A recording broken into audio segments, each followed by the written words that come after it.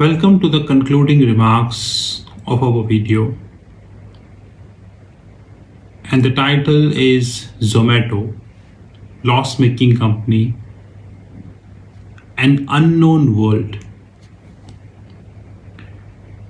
In 2018, when I first made a video about SoftBank, I was very clear at that point of time, which was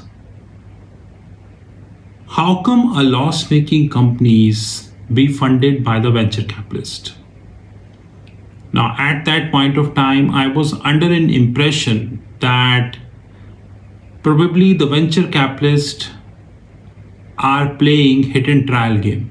Like, if the companies survive, they make the money, and if the companies do not survive, they will not make the money. But I was completely unaware at that point of time. Rather, I even not thought that there is a big game which is moving inside the system. And that game is much more and larger what you ever thought of. Much more and larger what you ever thought of. Because today when I see that, using the data which I collated from the internet, by the way, this is not a proprietary data, which means, I have some special information from the White House or probably from a very high classified sources. So whatever information I collated from the Google, which is free for all, It is not a classified, sensitive, confidential information which I collated. By the way, when the regulator does approve these companies for IPO, they get some classified and confidential information, which is called DRHP, Draft Red Herring Prospectus, which we never get. But by the way, if you look at this information, it is from Google. But then, the surprising fact is that the retained earnings ignored. The two auditors in the 2 years, and that two big fours, in 2020 it is Deloitte, it is EY, and in 2021 it is Deloitte, again ignored. EY latest achievement is the Wirecard scandal in Germany, which is also known as Enron of Germany.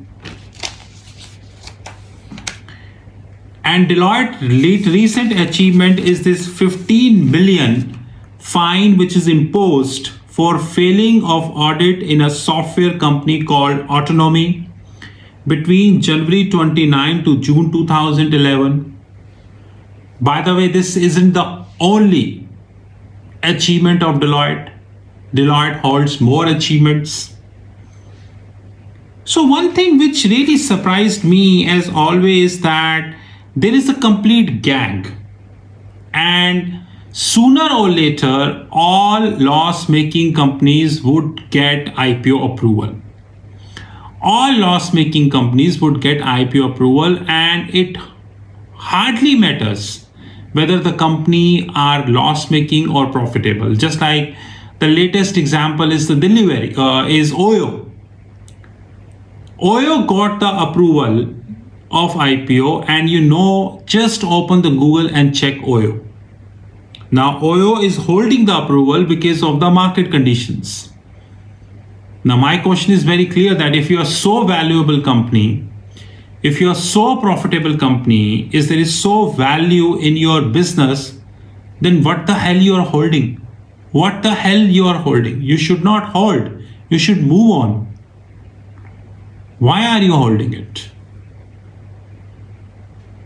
And when I see such articles on the Google, that a 10th fail person is teaching another 10th fail person and expecting the later one will pass. So one loss-making company, Zomato, who already funded 100 million to another loss-making company, Blinkit, billion-dollar valuation company, which even Einstein failed to justify. Let it be honest. They got the regulatory approval and everything.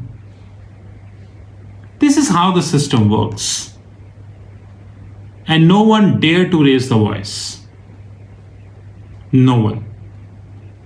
And the highest stupidity is that these loss-making companies are now acting as judges in reality shows like Shark India. What the hell? What the hell Ashneer Grover is doing here? What the hell he is doing here? Is BharatPe a profitable company? And he claims that his 10% stake is valued 4,000 crores.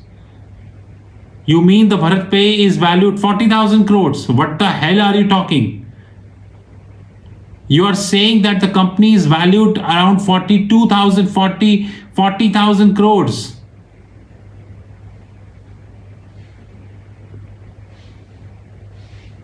Which is near about $6 billion. This is what, and this is where we have already reached, let it be honest. And the matter of fact, we are silent. The more you study about these loss-making companies, the more you get an understanding of the retained earnings, the more you understood who holds what stake in these companies, the more you learn that how the system of India is completely compromised. System of India is completely compromised now.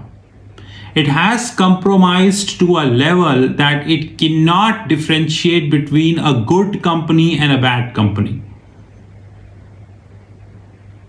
And Zomato, Paytm, Ola, Uber, Swiggy, and all these players, you know what I mean. Very soon I have more interesting videos. But anyways, if anyone from Zomato or probably Blinkit, from Deloitte, and my favorite Big 4 EY, if they feel offended, you know my number, which is 9899242978. Probably I should also learn how to value a company. That's a very interesting knowledge I might be getting, because I will not be able to get this knowledge until you will give me that. Because if a cash-strapped company is valued $1 billion, then Apple is valued $100 trillion, or probably Amazon will valued $100 trillion. Because if a cash-strapped company is valued $1 billion,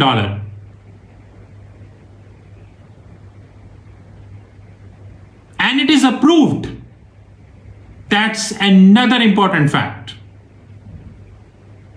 And I have raised this many times, that we are heading towards a complete collapse. Like 2000, early 2000, which is known as the dot-com bubble, 2008, the financial crisis, 2013, sovereign debt crisis, and now 2020, Corona, followed by the weakness in the companies and so on and so forth. We are heading towards a complete collapse. There is no doubt about that.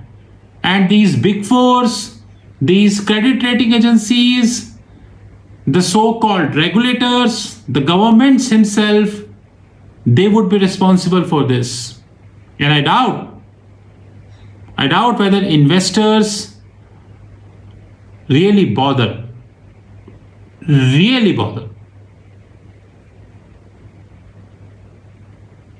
This is Rahul Magan from Treasury Consulting Group. To offended people, my number 9899242978.